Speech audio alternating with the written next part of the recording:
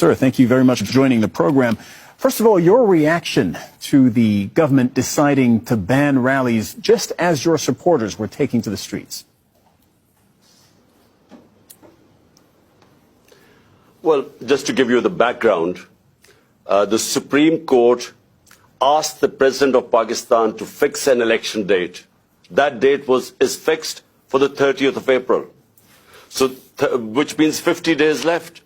So my party decided to do an open our election campaign by a rally in Lahore today. The police had given us permission.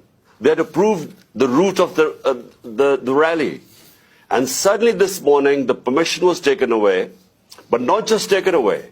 We had these heavy contingents of police, and these people coming to attend a peaceful rally were hit with tear gas shells, water cannon with some chemical in it, which people are still recovering from.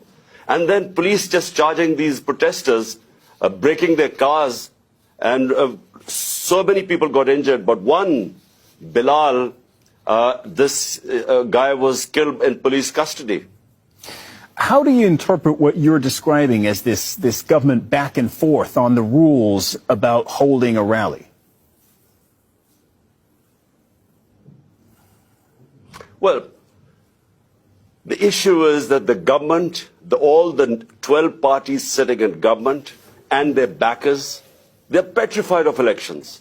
Because so far, in the last 8 months, out of the 37 by-elections, my party has won 30 out of them. So they're petrified of general elections. They did not want the general elections. We went into the Supreme Court, and the Supreme Court then decided to hold elections, and this date of 30th April was announced by the President. So we were just going according to our schedule to start our election campaign.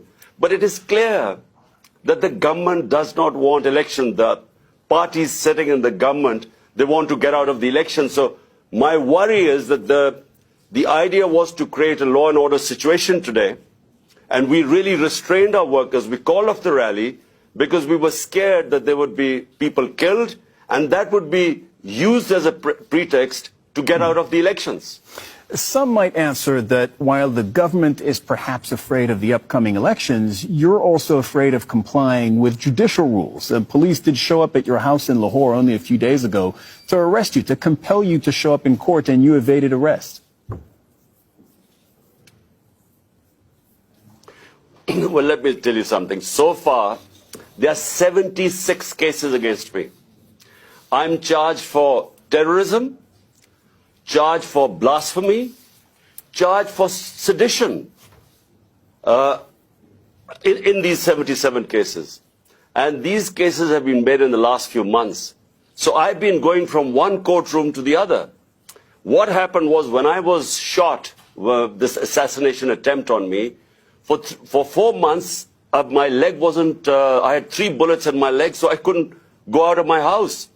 So that's when they started, the cases mounted. They wanted to me appear in courts. And so it's just a question of how do you deal with 77 cases? I mean, how many court appearances do you make? So it is just one other way of getting me out of the way to contest the elections. So they want either to imprison me or to disqualify me because they're scared that my party, thanks to the Almighty, is one of the most popular party in Pakistan's history. So because they're scared, that's why they're trying to find ways either to get out of elections or get me out of the way. There are provincial elections, as you mentioned, in April, and then national elections later this year. If they both go ahead as scheduled, can you legitimately run in national elections if, as you say, there are 70-plus cases currently pending against you? All the cases, I'm afraid, are frivolous. Whenever they go into a court of law, these cases will be dismissed. Now imagine, I just give you an example. There's a terrorism. I'm supposed to have committed terrorism. Sorry to interrupt, but if that's the case, and if that's what you believe, why didn't you show up in court? Because I couldn't show up in court. There were reasons why I was injured. So for a lot of time, for 4 months, house-ridden. I couldn't really, my leg wasn't, the doctors would not allow me to travel. And they knew it. But before that, I was attending all court cases. But it's only since I was shot, that's when I didn't attend courts. And since then I have again, but look, it's physically not possible to attend so many court cases. So my lawyers are trying to sort of work out a schedule. The second problem is security. My life is under threat because the people who try to assassinate me are in power.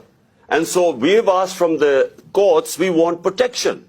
The court must give me protection before I can appear in courts. Because, I repeat, the people who I have nominated in my assassination attempt are sitting in power. Right. And just for our viewers, I want to make clear that they deny that, including the Prime Minister, who said he has nothing to do with the shooting against you late last year. How do you see the rest of this year playing out for you with these two elections coming up? Well, you know, the biggest concern right now for my political party is to protect me, because there's a serious threat to my life. And the reason is, I repeat, that these people sitting in power are petrified of losing the elections, which they will, which is why they don't want elections. So the question is, how do I campaign and yet have a secure enough environment? Question is, how do I go to these courts? I made 3 court appearances, and unfortunately, there was just no protection there. That's why we've approached the court and said, look, there must be some police protection. But the problem is, the people who are supposed to protect me are the ones who are trying to kill me. But what's your plan for this year? Is it win elections and then ride it back into office and into power in Islamabad? Well, the elections, national elections, are scheduled for October. But because we were in power in 2 of the 4 provinces, we dissolved our assemblies here. And so, to hold elections, so the Supreme Court then asked the President to give a date, which is 30th April. And on 30th April, we hope to contest in these 2 provincial assemblies, which we were already in power. And what we were hoping was that since it's 65% of Pakistan, these 2 provinces, there would be a national election. And the idea for national election is because our economy has gone into a tailspin. Pakistan is facing the worst economic crisis in its history. So the idea was to hold elections, which would then bring political stability, and which would then bring economic stability. So this is really why we went for elections in our 2 provinces.